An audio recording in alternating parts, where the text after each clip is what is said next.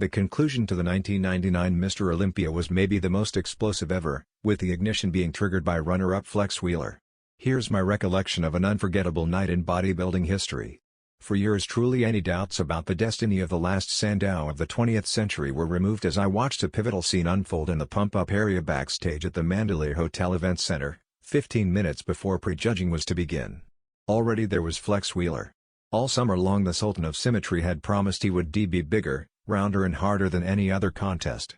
That would mean better than his winning performance at the 1998 Arnold Classic, many pundits' selection as the Californian's high-water mark.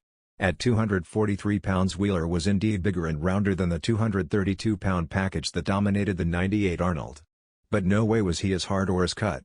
As he went through his last-minute fine-tuning it was clear his hams and glutes were as soft as a Larry King interview. Wheeler had learned through bitter experience that hams and glutes were his, a skewed physiological metaphor, I know, Achilles' heel. The condition of those rear-view muscles had long been the judge's guide to whether he was in shape or not. Well, on this day they weren't, and to compound matters at that very moment into the pump-up area walked Ronnie Coleman, and even as he strode past you could see the striations in his hams and glutes flexing with every step he took. From head to toe the reigning champ looked like a walking anatomy chart displaying more quality tissue than a Kleenex factory on overtime. He was in friggin' shape. That's as may be, but as the 1999 Mr. Olympia contest proceeded it became clear that Flex Wheeler was the one person not willing to accept the inevitability of a Coleman victory. In the comparison round the challenger exuded the air of a man not yet ready to accept second place. At one point during an abs comparison he slowly mimicked counting his 3 sets of well-defined abs, before drawing attention to Ronnie's ab formation, which comprised 2 sets. Flex's belief that the race was not yet run was further exemplified by the posing routine he unleashed at the evening finals, in which he gave the most energetic and entertaining display of his career. In contrast to his usual choice of flexing to a smoochy ballad he picked a fast-paced track with a thumping beat during which he hit a dazzling array of dramatically synchronized shots. The finale saw him slowly descend to a full splits, a wishbone sort of move, that had the women in the audience swooning and the men wincing. At the end of the routine he punched the air as he cavorted around the stage shouting, "Mine! Mine!"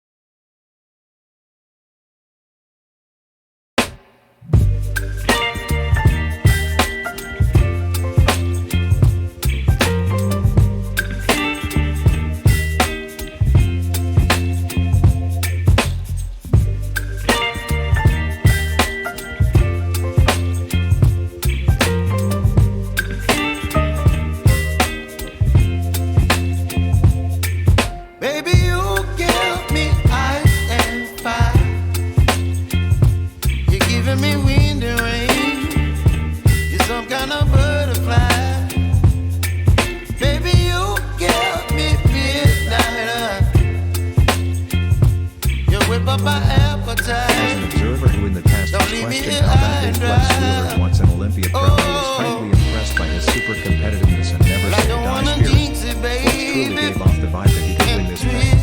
As the top six prepared for the post round, Flex limbered up with some calisthenics as if he was going into a 12-round bout with Mike Tyson. Before Sandal was across the strip of the MGM Grand getting ready to punch out Alan Norris's right kneecap. With the audience roaring its approval, Flex in the most physical Olympia ever took it to Ronnie, at one point looking the champion up and down as if to say you ain't got nothing, sucker. The post round was duly completed after Nelson Bobby, Sean Ray, fifth, Kevin Leverett, fourth, and Chris Cormier, third, had left the stage. Only Ronnie and Flex stood awaiting their fate. There really was no doubt that Ronnie was the winner, but still Flex was willing to go eyeball to eyeball with the champ and see who would be the first to blink, squint or wink. In truth, you have to take the gold gym cap off to Wheeler, as probably there has never been another bodybuilder, apart from Arnold himself, who could, despite not being in top form, still be supremely competitive by his God-given shape, muscle bellies, and fair amount of chutzpah. Bodybuilding, as has been said so often, is the art of the regimen with the likes of Davis Copperfield and Siegfried Wheeler was aiming to become the Houdini of muscle with a strategy that, if successful, would see him escape when his first sat down. His goal was to force the judges, by sheer force of will and charisma, not to believe what their eyes told them and indeed nominate him as the 1999 Mr. Olympia. He had already convinced certain